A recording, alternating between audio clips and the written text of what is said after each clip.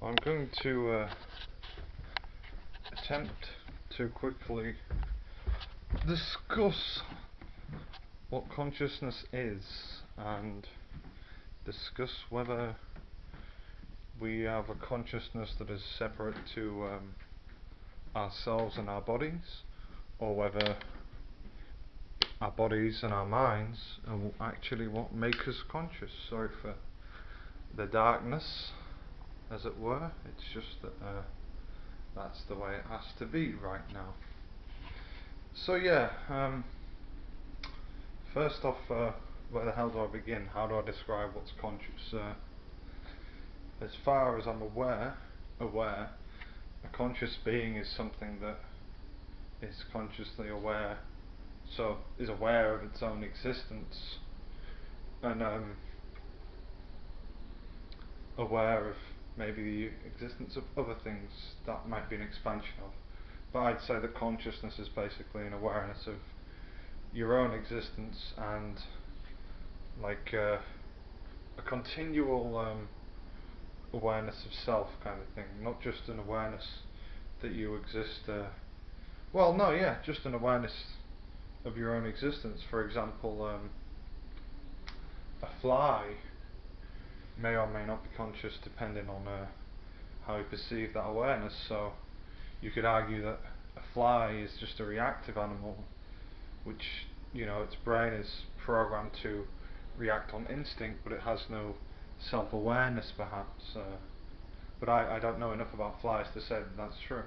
So yeah, that's what I'd say consciousness is. Now other people would say that it's unique person to person, that it's a soul and it's something that's not defined by just being aware of yourself, but that there's something sort of beyond physical life, sort of more to it. For example, that we're all part of something bigger, or just that it's separate. So from that perspective, consciousness isn't just the awareness of yourself, it's also like a spiritual aspect outside of just that awareness, like not just emotions created by chemicals, but complex ideas beyond life and death, etc., etc., are that are part of it, and that consciousness is more than just our minds and our bodies.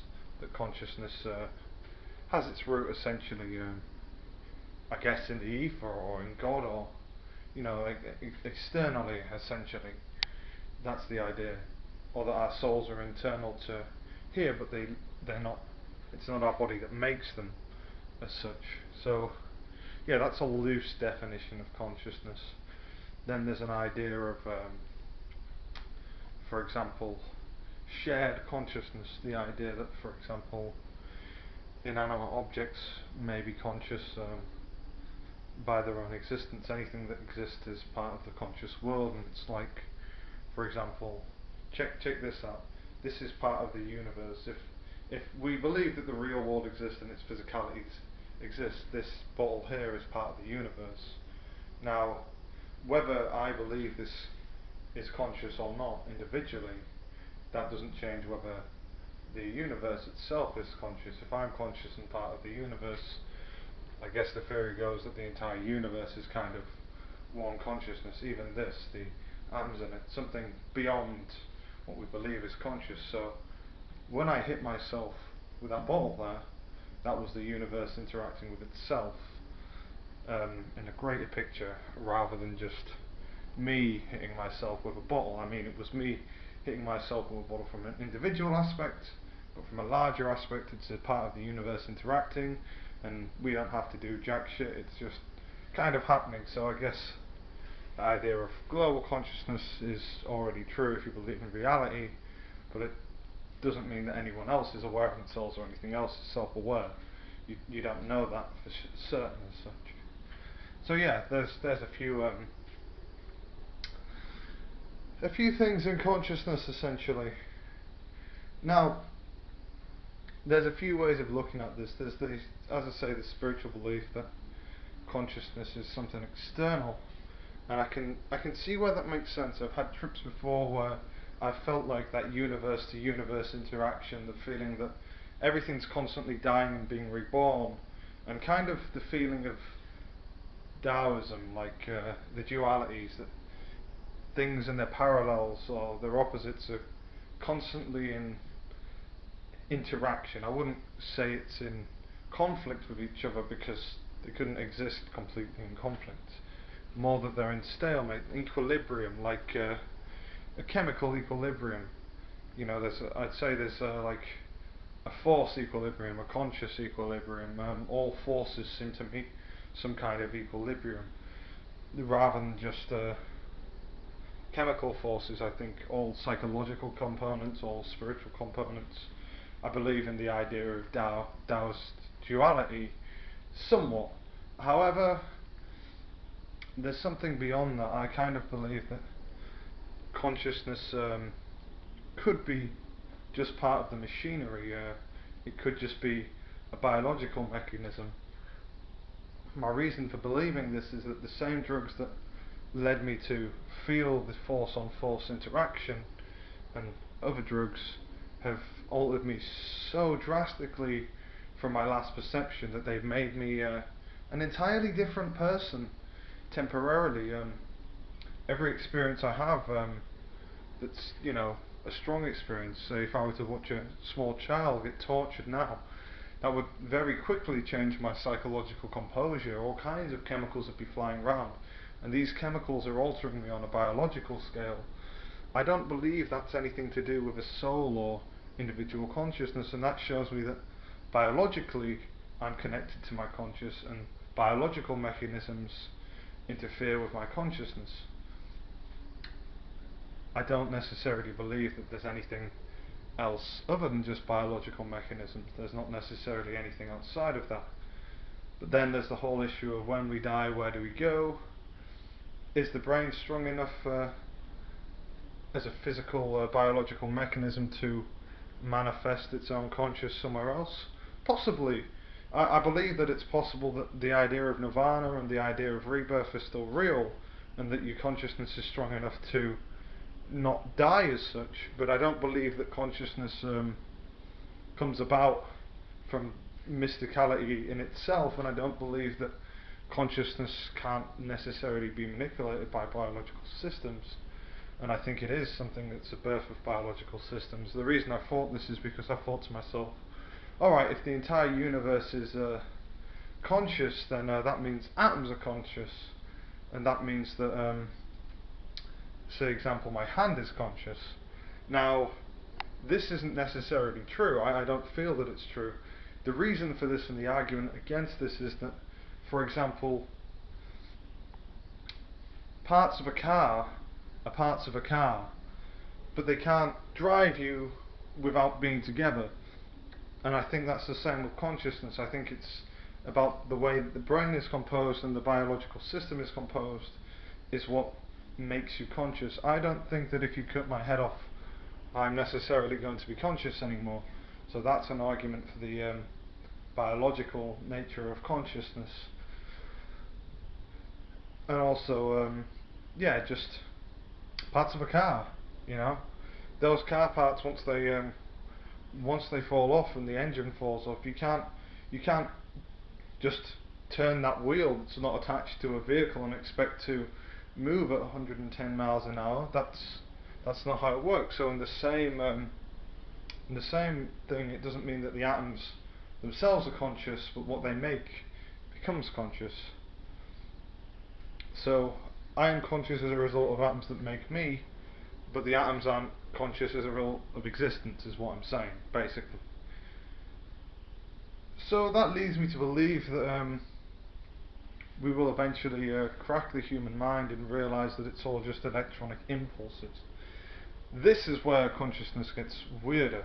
Now, yeah, you can say, oh, it's all biology and it doesn't mean anything, but the fact that these kind of things are possible could mean that it's not that it doesn't mean anything, or consciousness just ends when you die. It could just be that it waits and it transfers into something else. There still could be more to it. Just because you can manipulate it doesn't mean that's the end of it.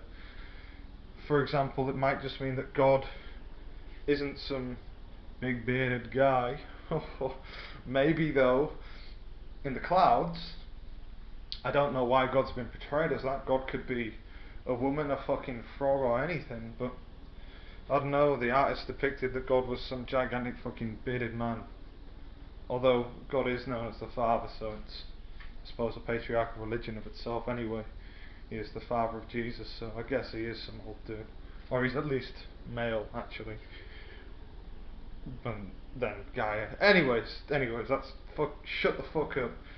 God's not real. That's not my point at all. But it could be that God isn't that image depicted, but God is actually a series of different electronic impulses, different manifestations of consciousness, and the laws of physics dictate God. God is just energy as such, and to me, from a scientific basis, that makes sense, and to me, in life, that makes sense.